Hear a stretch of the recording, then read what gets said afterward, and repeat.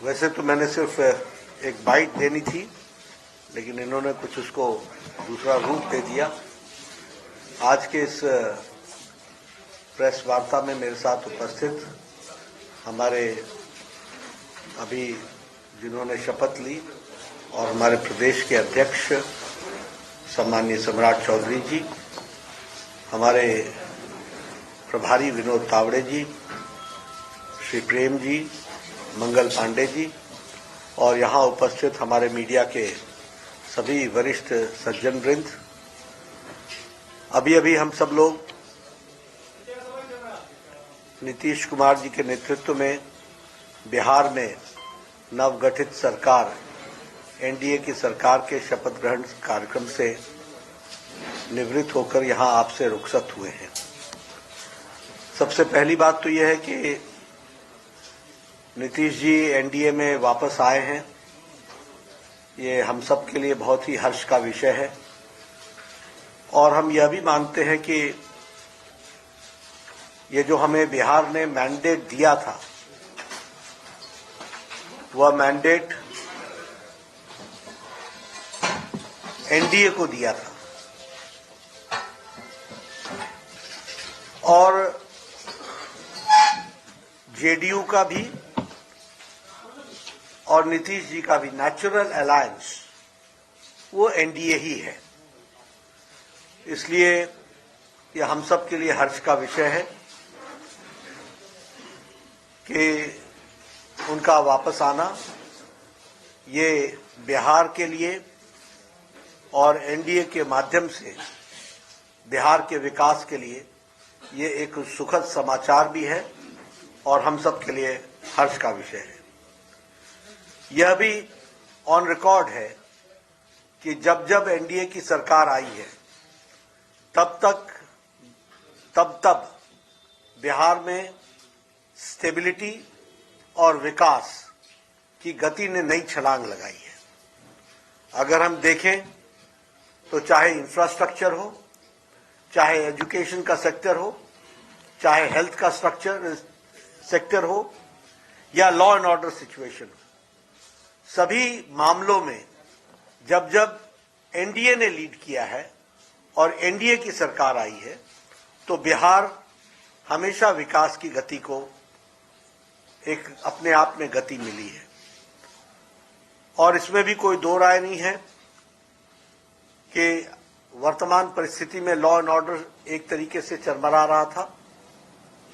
आज जब भारतीय जनता पार्टी के साथ और एनडीए का अलायंस बनता है तो स्टेबिलिटी आती है और उसी से लॉ एंड ऑर्डर को कंट्रोल करने में एक बहुत बड़ा एक अहम भूमिका भी रहती है।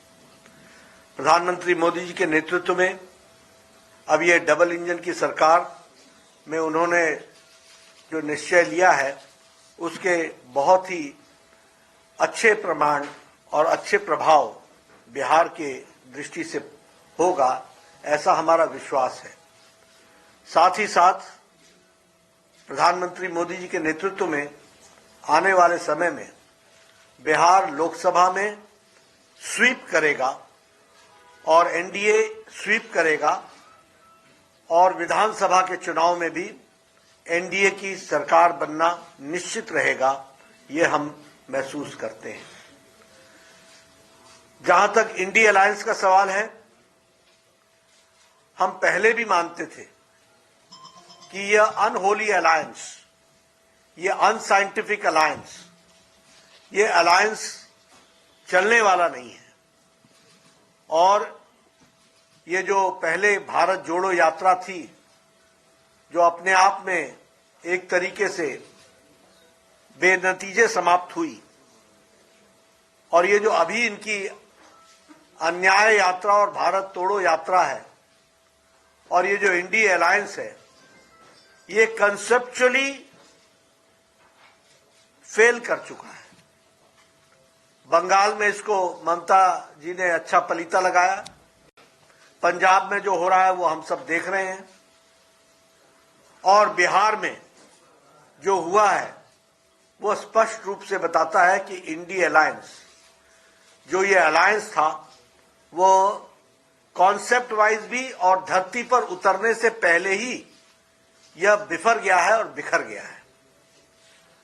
और यहां यह भी मैं कहना चाहता हूं कि ये इंडिया अलायंस कोई और अलायंस नहीं था, ये अलायंस परिवार बचाओ अलायंस था।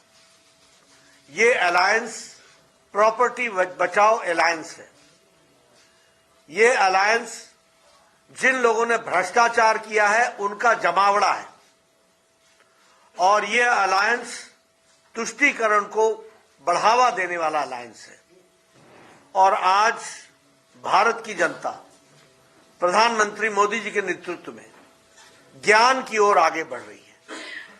गरीब कल्याण, युवाओं का उत्थान, अन्नदाता के साथ आगे बढ़ने का निश्चय और नारी शक्ति को सशक्त करना, इसके तरफ मोदी जी के नेतृत्व में देश आगे बढ़ रहा है। इसलिए इंडिया अलायंस का जो हुआ है वो आप सबके सामने है। मुझे पूरा विश्वास है कि बिहार में ये जो सरकार एनडीए की बनी है नीतीश जी के नेतृत्व में, इसमें स्टेबिलिटी आएगी। इसके कारण विकास को नई गति मिलेगी। डबल इंजन की सरकार पूरी ताकत से बिहार को आगे बढ़ाने में सक्षम रहेगी और एक लंबी छलांग लगाने की तैयारी है। और इसके साथ साथ सबका विकास, सबका विश्वास, सबका प्रयास और सबका साथ, इसको लेकर के चलने वाला ये जो मंत्र है, इसको हम आगे बढ़ाने वाले हैं। इसलिए उज्जवल विकास के लिए और उज्जवल बिहार के लिए यह जो नई सरकार एनडीए की बनी है, मुझे पूरा विश्वास है कि ये एक उज्जवल बिहार को बढ़ाने में सक्षम रहेगी, ऐसा मेरा मानना है। धन्यवाद।